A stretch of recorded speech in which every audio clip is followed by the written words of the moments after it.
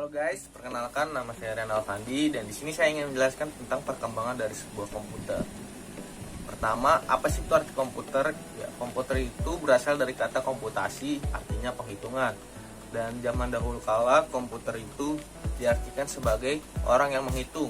Tapi seiring berkembangnya zaman, komputer lebih tertuju kepada mesin dan jadi artinya komputer itu adalah sebuah mesin hitung. Komputer pertama kali diciptakan oleh seorang ahli matematika pada tahun 1822 yang bernama Charles Babbage dan dia berasal dari Inggris. Komputer yang ia ciptakan bernama Difference Engine. Bentuknya sangatlah berbeda dengan komputer zaman sekarang, tetapi fungsinya tetaplah sama dengan komputer pada umumnya. Nah, komputer ini disebut sebagai komputer pertama di dunia. Lalu, seiring berkembangnya zaman, pada tahun 1890, Hollerith, seorang ahli matematika yang berasal dari Amerika Serikat, menciptakan sebuah sistem yang dapat menghitung sensus Amerika Serikat. Dan itu membuat Amerika Serikat dapat menghemat anggarannya sebesar 5 juta US dollar.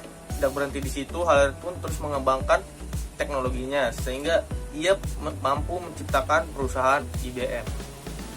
Tetapi komputer digital pertama diciptakan pada tahun 1936 oleh insinyur Jerman yang bernama Konrad Zuse. Ia beri nama komputernya itu Z1, tetapi sayangnya komputer itu hancur pada Perang Dunia Kedua. Perkembangan komputer dibagi menjadi 5 generasi. Yang pertama yaitu generasi pertama pada tahun 1940 sampai 1956. Pada generasi ini komputer mulai dikembangkan. Komputer generasi pertama menggunakan tabung vakum sebagai sirkuit dan juga untuk memperkuat sinyal dengan mengendalikan elektron di ruang evakuasi. Untuk penyimpanan memori, generasi komputer pertama ini menggunakan drum magnetik. Tapi sayangnya komputer generasi pertama ini sangat mahal dan juga sulit untuk dioperasikan. Komputer pertama juga terlalu banyak memakan tempat sehingga beratnya bisa sampai 30 ton. Nah, generasi kedua pada tahun 1956 sampai 1963. Nah, pada generasi ini tabung vakum mulai tergantikan dengan transistor. Keunggulan transistor pada generasi ini ialah ukurannya kecil sehingga membuat bentuk komputer menjadi lebih kecil dibanding generasi pertama. Dan juga teknologi penyimpanannya berubah dari generasi pertama awalnya drum magnetik menjadi teknologi magnetik. Dan pada generasi ini pun perusahaan IBM banyak menciptakan komputer-komputer baru. Contohnya seperti beberapa komputer ini.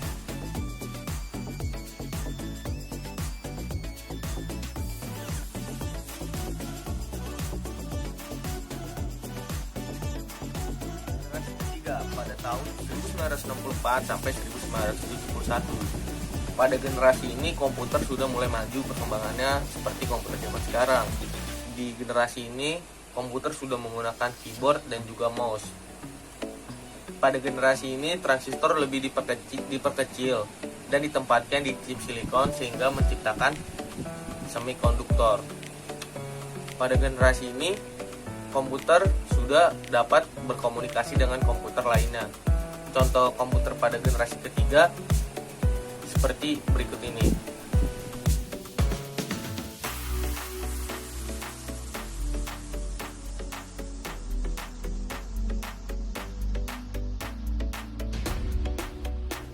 Generasi keempat itu pada tahun 1971 sampai sekarang. Pada generasi ini, para ilmuwan meningkatkan segala aspek yang ada pada generasi ketiga, yaitu dalam aspek kecepatan sebuah sistem untuk mengoperasikan komputer dan juga penyimpanan memori yang lebih besar. Dan terlebih lagi, ukuran pada generasi keempat lebih kecil dibanding generasi ketiga. Dikarenakan pada generasi ini, para ilmuwan menciptakan sebuah prosesor yang bertanggung jawab untuk melakukan apa yang kita perintahkan. Nah, prosesor yang kita kenal ini disebut sebagai CPU. Nah, pada generasi keempat ini juga mulai adanya PC atau personal computer. Dan juga generasi keempat mulai adanya internet. Nah, internet ini tercipta mulai dari Amerika Serikat dan mulai mendunia. Nah, dari sinilah tonggak awal pembangunan internet di generasi keempat, dan juga generasi ini mulai terciptanya laptop pertama di dunia, yaitu pada tahun 1981. Nah, generasi sekarang sampai generasi masa depan. Nah, pada generasi ini kita tahu laptop dan komputer sudah sangat modern pada saat ini. Dan untuk masa depan, para ilmuwan ingin menciptakan sebuah komputer dengan kepandaian mereka sendiri, atau ingin membuat komputer dengan IC buatan. Nah, pembuatan komputer ini dipelopori oleh negara Jepang, yang kita tahu bahwa negara Jepang memiliki teknologi yang sangat canggih. Kira-kira itu saja materi yang bisa saya sampaikan. Semoga materi ini dapat berguna untuk teman-teman sekalian.